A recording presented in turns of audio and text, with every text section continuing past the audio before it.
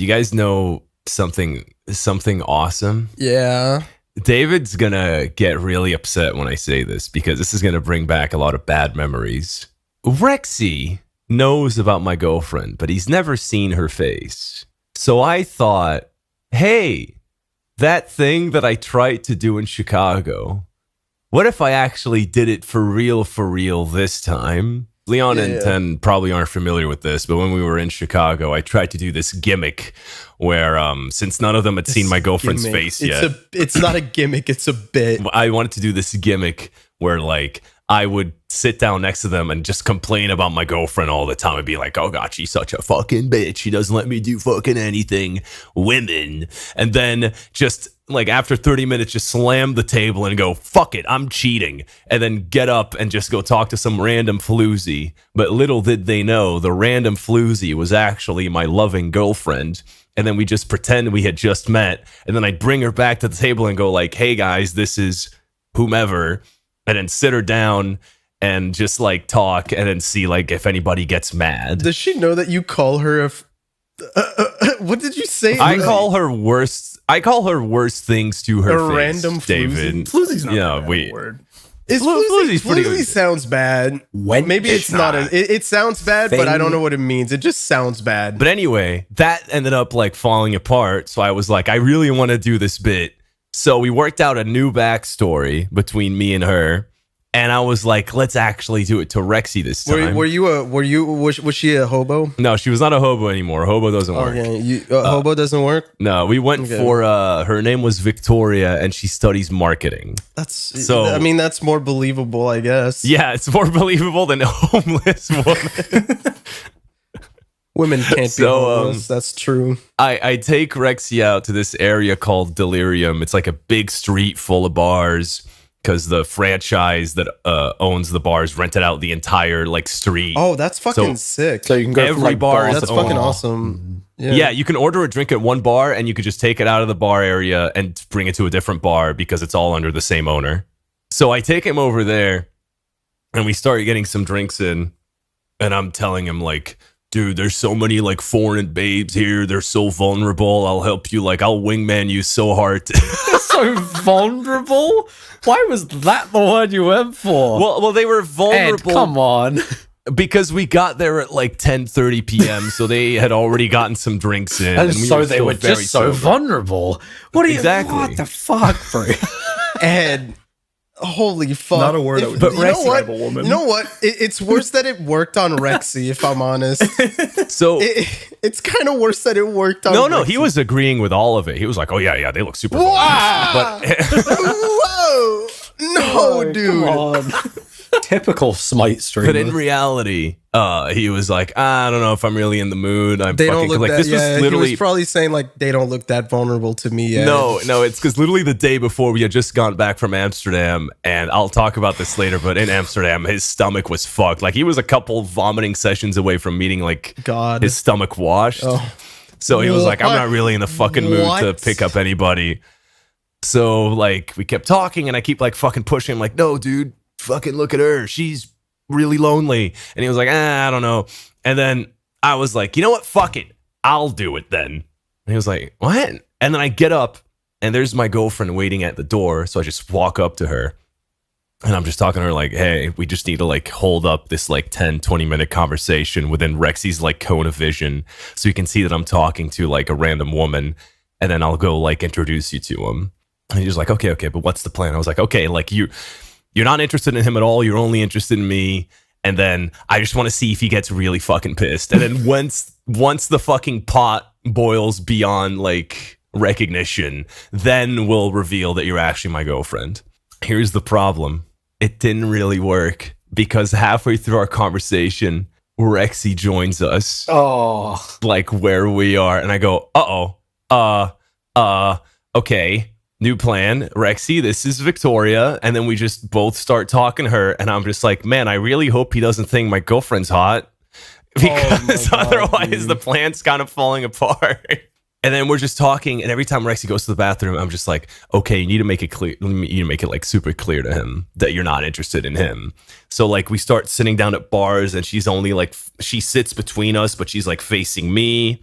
So we're really like driving the point forward. This is such a complicated, dude. This bit is so complicated. No, but dude, it's working flawlessly. Like she's talking. She honestly deserves so many props because she is talking like she just met me. She deserves an Oscar. And dude, it was going so well. Like especially when like I mention that we're both the YouTubers, she acts like she's never even heard of that stuff, and she fucking sells it so hard. And I'm just like, you're the man. You're the fucking man. But like none of us ever like break character. We're flawless at this shit. And then like she's like sitting between me and Rexy, but she's facing me. And then I can notice that Rexy starts to get annoyed that she's not into him. And I'm just like, yes, all right, it's working.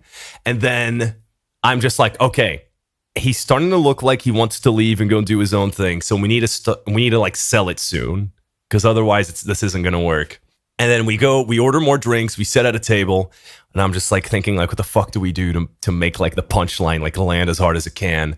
And then I look to my left and I see a fucking photo booth. And I'm just like, okay, here we go. And then I pretend that I'm more drunk than I'm actually in. I was like, yo, guys, we should all get in the photo booth, etc. And then I jump in like immediately. And I'm just like, who else wants in? It'll only fit one person, though. Oh, my God. And I'm just praying that Rexy says no. And he says, like, nah, I don't really fucking want to. And then I tell her, like, how about you? You want to get in on this? She's like, yeah, sure. Then we sit down, and I whisper in her ear, let's kiss on the third one.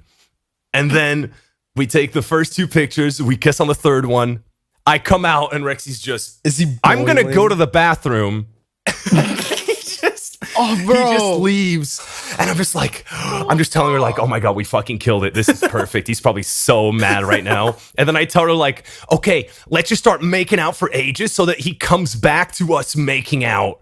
And then Rexy comes back and he's flexing so hard. I can see like veins pop out of his fucking body. And he just comes back, walks up to me like he's the fucking like colossal titan. He just goes, Ed, give me your fucking keys right now. I'm going home. Bro, holy fuck. Fucking hell. And I just start dying laughing and I go, Rexy, I want you to meet my girlfriend. And then he goes, I don't give a fuck, give me your key. And I go, no, I'm not joking. This is my girlfriend. And he goes, what? And I go, yes, this is my fucking girlfriend. And he just grabs me and he goes, show me fucking Discord messages right now. I do not believe you. I do not believe you.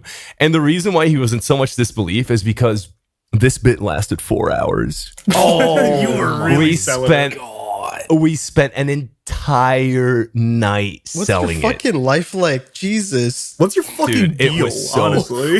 It was so fucking problem, funny. Man? And I forgot to mention a crucial detail. Before we started doing this bit, this was the day that my girlfriend had come back from Bulgaria. So I went to like pick her up from the airport and hang out with her for a bit. And that was when we worked out the backstory. And then I also told her like, let's add an extra layer of fucking with him.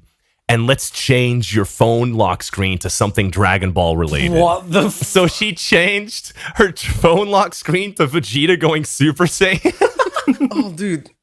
Stop. No fucking way.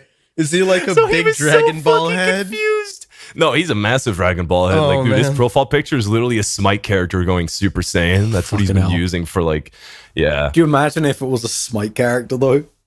He would have fucking lost his mind. Dude, that would have been better. What if the lock screen was just his fucking art of the Smite character? No, that wouldn't work because I know. like she doesn't know what YouTube is. I know. That's the whole. David, pay attention. I know.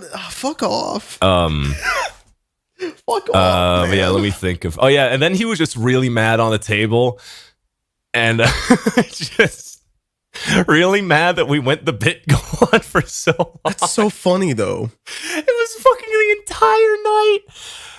Oh my fuck. And then he'd like, as we were walking back, he was like, you are so fucking lucky I didn't have your spare keys. Because my original plan was to go to the bathroom and just go back home. And then the moment you got back, I would have beaten your ass. Fuck. I honestly can't blame him. Like, if I saw one of my homies do that, like, I'd also be pissed. But I just love that he came back flexing like, Ed, give me your fucking keys right now. Like a fucking Stretch Armstrong that you've put through a bike pump, just boom, boom. No, his neck had like 5 extra layers when he came back from the bathroom. He looked like a Michelin Man. He do. He was fucking fuming. Fucking Michelin Man. Yeah, that was good times.